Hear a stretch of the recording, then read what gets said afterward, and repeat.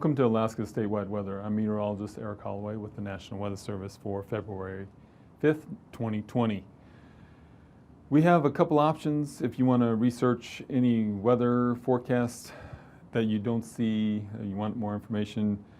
We give you the option to do a 1-800 number and sift through a menu system for your area, or you can also reach us online at weather.gov/Alaska.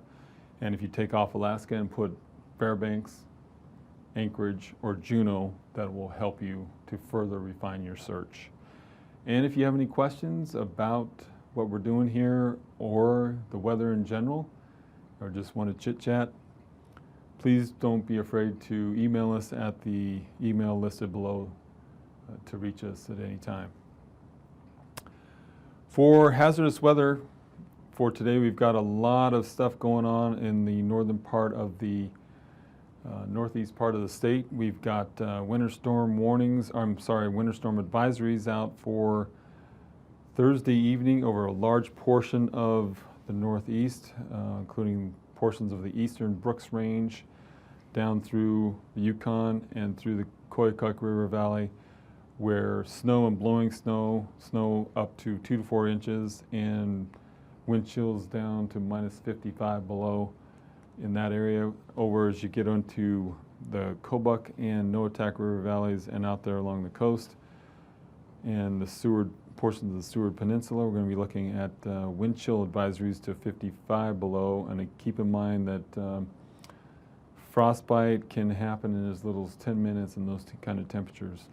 Otherwise, there's a wind chill warning out for that Prudhoe Bay area up there to 70 below occurring right now. So that is a warning. That means take appropriate precautions now.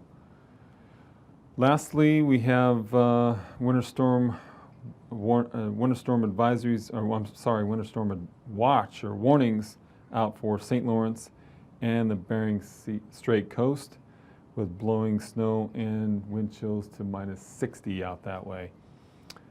Out in Bethel, we also have winter storm advisories out there for 2 to 4 inches. Moving on to the weather, looking at the satellite data, you can see that before we set this in motion, you see a nice little low pressure system out there spreading clouds of precipitation towards Adak and Shemya. Otherwise, you'll see a bunch of clouds moving through most of the large portion of the mainland, with even fog out there near Yukiavik. As we set this in motion, you can see that low pressure system slowly moving eastward and producing a little bit of precipitation associated with that. Otherwise, snow showers across much of the mainland. And again, this bright white is low clouds and low visibility. Otherwise, you can see that nice little low there that moved through Yakutat, little scattered showers activity there, but otherwise, and then snow showers. We've had a little bit of snow showers here in South Central. But otherwise, you can see that the overall pattern is coming up from the southwest, which has warmed up temperatures quite a bit, especially over the southern mainland. For today's weather, we're going to be looking at there's that occluded front that's moving eastward, snow showers associated with that, otherwise a stationary boundary over much of the spreading out through the interior. Snow showers again on both sides of this boundary, otherwise snow showers across South Central and portions of the Copper River Basin and even to the northeast Gulf Coast. I did look at the weather and saw a little bit of rain actually happening there in the central panhandle, but otherwise a good cloud shield associated with that system sliding through just south of the peninsula, south of the panhandle, I'm sorry.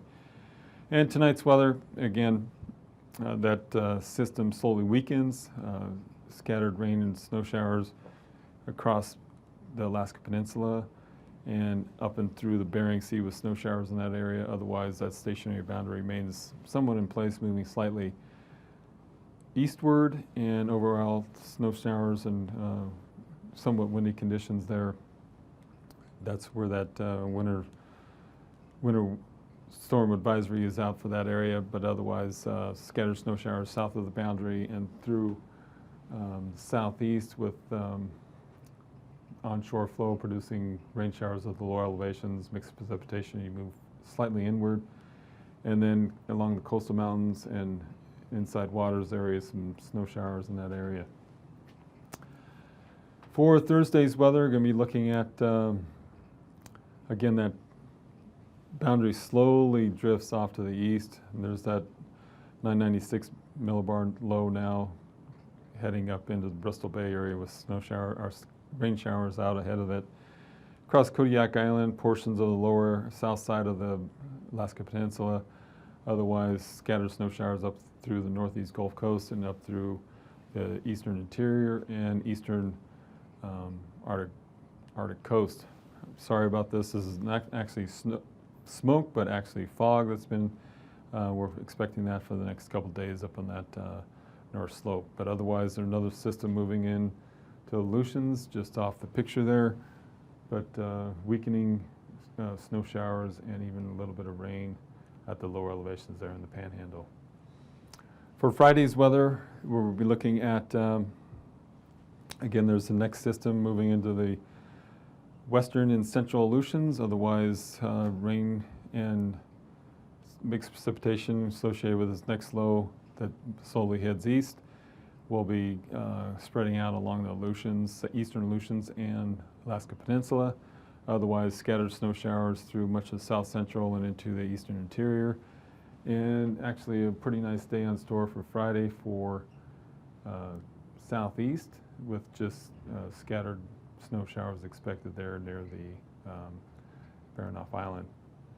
Otherwise, a low pressure system just south of the Panhandle will have a little effect on the state.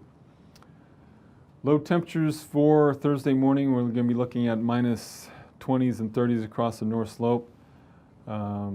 Ukqiavik minus 35, Prudhoe Bay minus 38, Fort Yukon 0 up there at Arctic Village minus 17, Anaktuvik Pass minus 15, Bettles minus 5, otherwise minus 27 there in Kotzebue, minus 24 in Nome. Otherwise, we're going to be looking at 20s through much of south central and down through the Bristol Bay area, 0 there in Bethel, and then Northway 2, Kodiak is 26, Cordova 32, but otherwise 30s through the Alaska Peninsula and the Aleutians. And not to forget about southeast, looking at 30s there again for Thursday morning. For Thursday afternoon, we're going to be looking at, again, minus 20s and 30s across much of the north slope there with Arctic Village minus 9, Kotzebue minus 26, Nome minus 19, and then Eagle 22, Fort Yukon 5. Otherwise, you come down Fairbanks 18, Talkeetna 31, 36 in Anchorage, 30s through much of south central and into the Bristol Bay region and down through the Alaska Peninsula and Aleutians. Otherwise, 2 there in Bethel, Savunga minus 15 as we look at the North Gulf Coast, Cordova 39, Yakutat 41, and 40s across much of south central, or I'm sorry, the Panhandle with Haines, Skagway 36. And for Friday morning, we're looking at minus 33, minus 40s across much of the north slope, single digits across much of the eastern interior, 20s through south central, and then 30s down through the Panhandle and Aleutians, and then 30s and even a 29 there in Yakutat. For Friday afternoon, going to be seeing minus 20s and 30s again across the north slope, minus teens across the Norton Sound area, and even into Galena minus 19. Otherwise 30s across south central.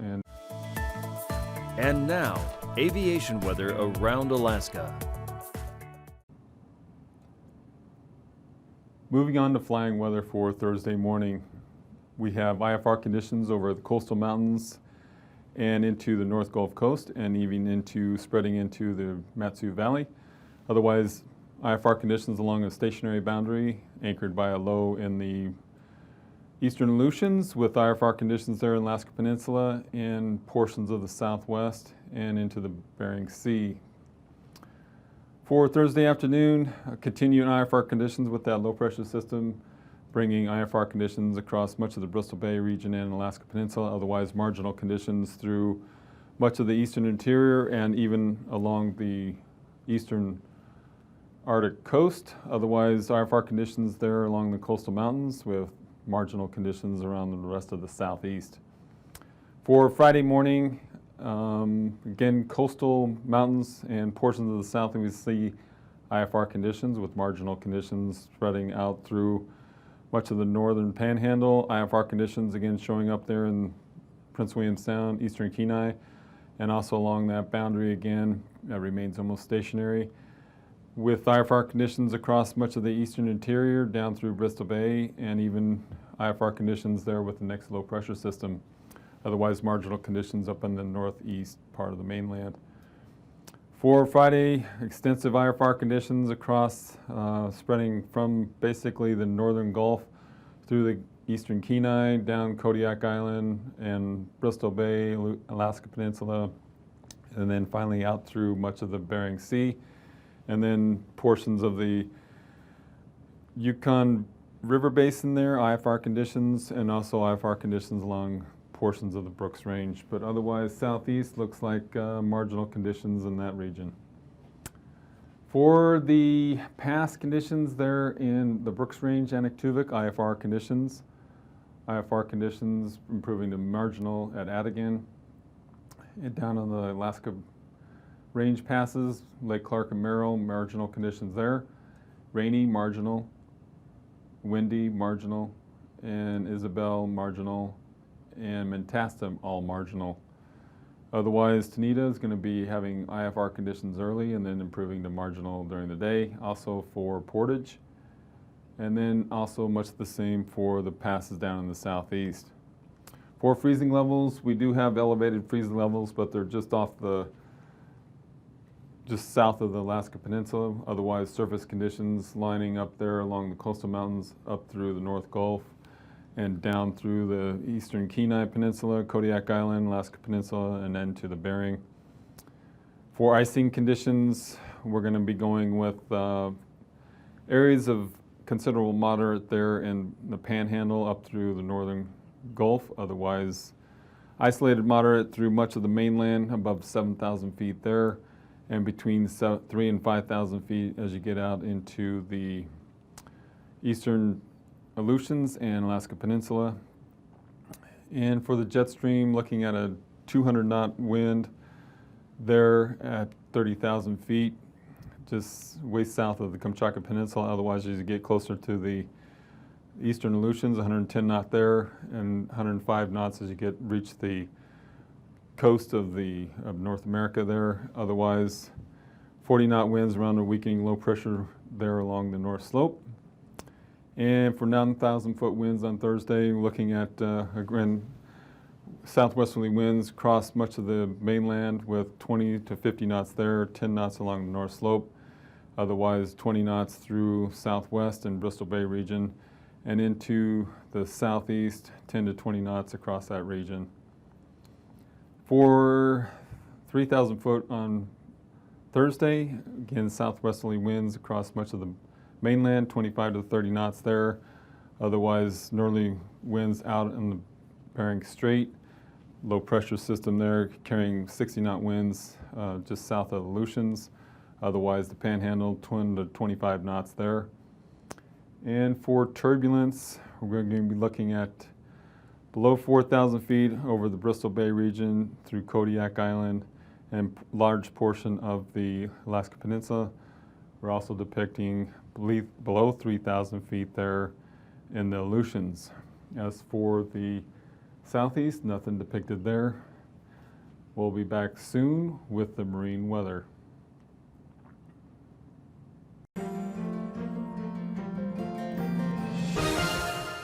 Welcome to another edition of Alaska Weather Facts. I'm meteorologist Dave Snider with the National Weather Service, and joining us today, two more people to talk about the augmented reality sandbox. It's Alana Valaji. She's a University of Alaska Fairbanks mechanical engineering student, helped design and work on the details to make this new type of sandbox there. Thanks for joining us, Alana. And Courtney Breest, she's the outreach coordinator for AKwx, which is the experimental program to stimulate competitive research. It's a program funded nationally by the National Science Foundation, right? Yes. Okay. Alana, tell us about how you changed and adapted this version of the augmented reality sandbox. It's a really cool tool. So Gina approached us with 3 goals for this new version of the sandbox. They wanted it to be compact in a light system that could travel around the state. They wanted it to be child-oriented, so we designed the sandbox to have 3 different levels. Okay. It's pretty cool. You can have younger children, you can have high school kids. I guess I should say high school teenagers. Sure.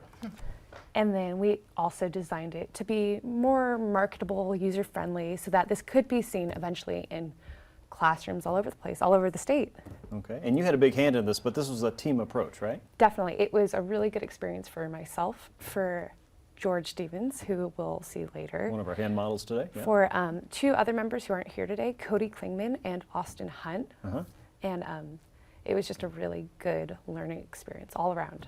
Very good. And this is something that is part of your learning experience as well, so you get to check a box in your education. Yeah, right? it's a requirement for seniors of mechanical engineering at University of Alaska Fairbanks. Very good. Very good. Well, it is a wonderfully inquisitive tool, fun to play with, and I hope to get my hands in the sand here in just a little bit. But it's also part of a bigger program, something that we were talking about a moment ago, AKwx, and that's what Courtney is here to tell us more about. What is AKwx and why do you need a sandbox? Well, AKwx, as you mentioned, is a national program. We're funded nationally, but we're actually located statewide. We're at UAF, we're at UAA, we're in Southeast at UAS. And she mentioned, you know, taking the sandbox as an educational tool, and that's where I'm an outreach coordinator for the South Central test case. Okay. Our focus is on the Kenai watershed, and we are really interested in using these tools like the sandbox to interact with the students down there and get them interested in STEM and also communicate the research findings that we've been having throughout the state. Okay. And one of those, as George and Eric are kind of changing the contours for us there from UAF to maybe something that resembles a little bit of something more of the Kenai watershed, which is one of your focuses for the study, right? And specifically looking at some of the changes there and how that impacts people and also the salmon. Yes, it is all of our research is social and environmental. Okay. So we have social scientists working hand in hand with our environmental scientists. One of the things we're studying is Upper Russian Lake, and we have a researcher taking sediment cores from that lake. So one of the things we're going to use the sandbox to communicate is how the landscape changed over a long period of time, thousands of years, going from glacier, covered by glacier ice, to being filled with water. And then that's what they're doing right now. Exactly. So live. So they're moving the cool. water around. And then I think they've got some props over there, because we're also going to go a little bit more in depth and explain how the salmon got there. Okay. So using and there's these, the salmon. Exactly.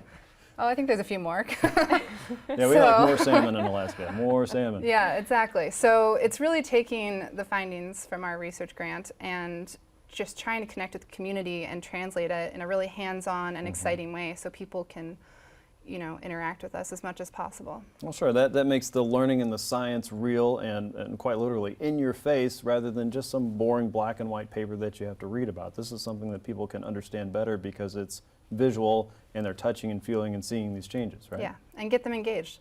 And then outreach is a huge component, and working with the younger students, and actually even, I mean, working with the UAF graduate and engineering students it's a huge part of our grant, and we really enjoy it. Oh, it is wonderfully exciting.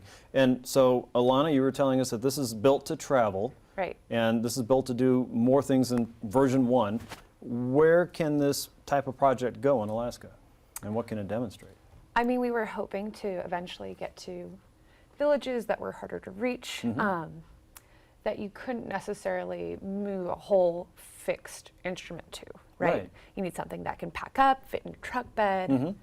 I mean, one of the most attractive parts of this project is that this was going to be something that was used past our graduation point. You know, this is Okay. going to be something that lives in the state for years. Right, right. Well, it looks like you're well on your way with that. So what are, give me another example. What else can this show us? We've talked about the Kenai River watershed. What's the coolest thing that you've played in the sand with? What's your idea?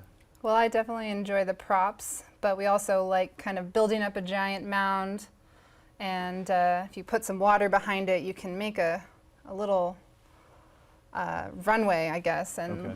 you know, demonstrate the effects of the hydrology by just putting up a dam and letting it all pour right down. Okay. And so that could, I think you mentioned it earlier, you could even demonstrate the effects of a tsunami Right. or something along those lines. So it's not just topography, but it's also hydrology Yes. and coastal surge mapping and some of the coastal changes that we're seeing here in Alaska, and seeing what the smaller changes in the sandbox might do to kind of a real effect of a slosh or a push of water up on the coast.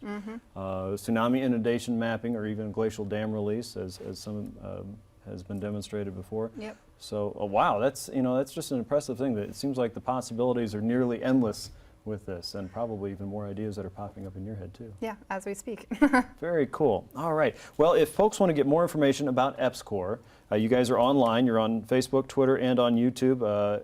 AKEPSCOR, right? EPSCOR, Alaska EPSCOR, that is.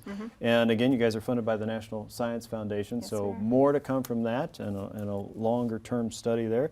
Thank you, ladies, for joining us today. Congratulations on your hard work there. This is really fun. And for now, I'm meteorologist Dave Snider with this edition of Alaska Weather Facts, and I'm going to go play in the sandbox there. We'll see you next time.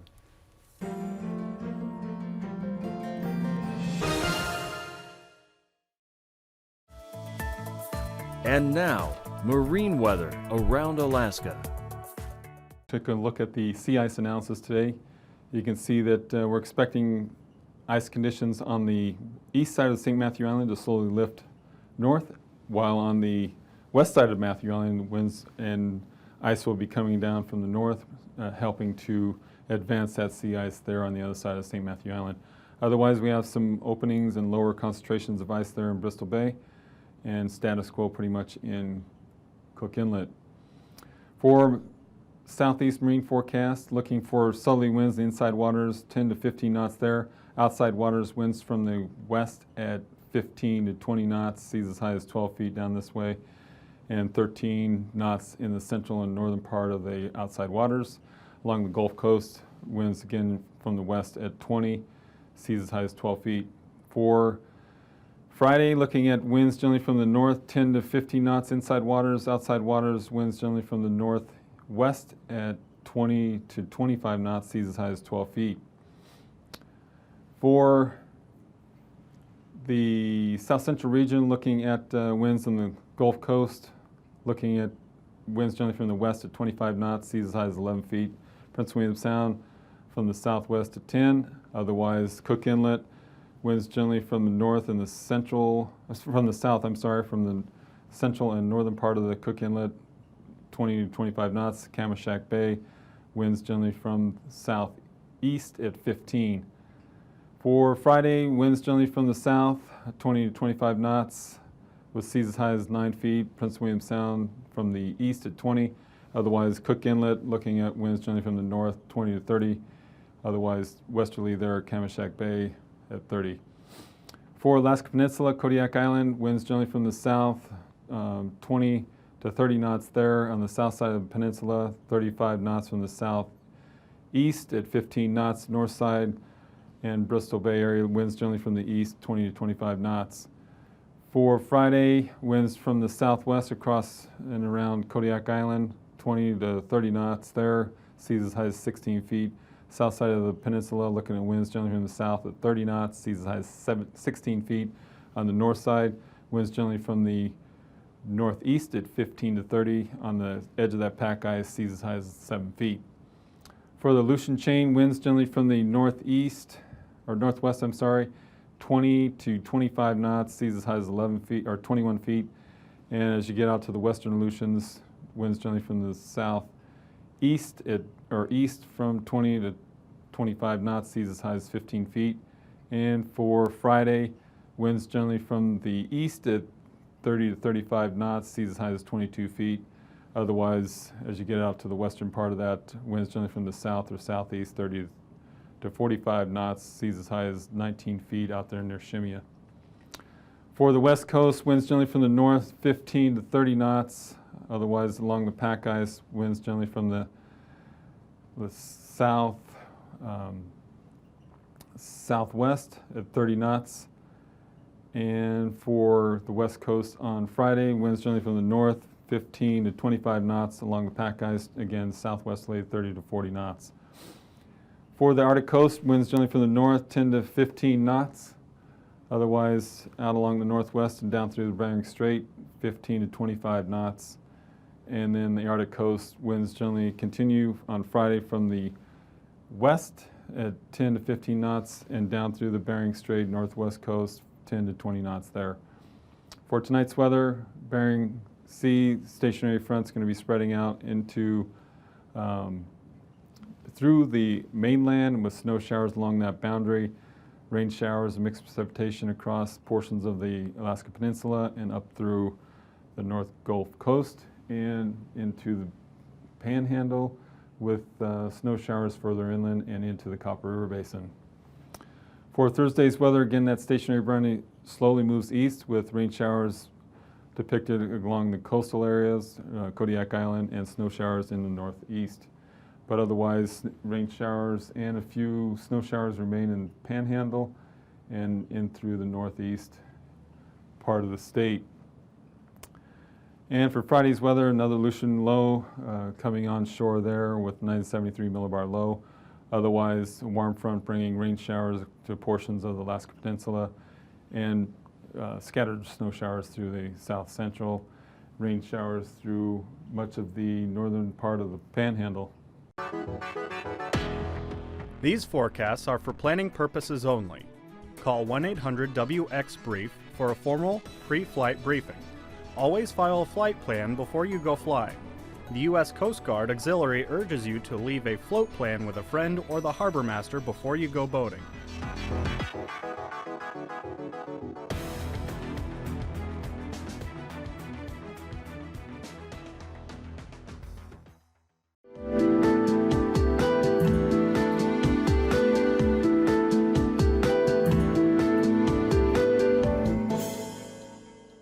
We get it, Alaska. Life happens.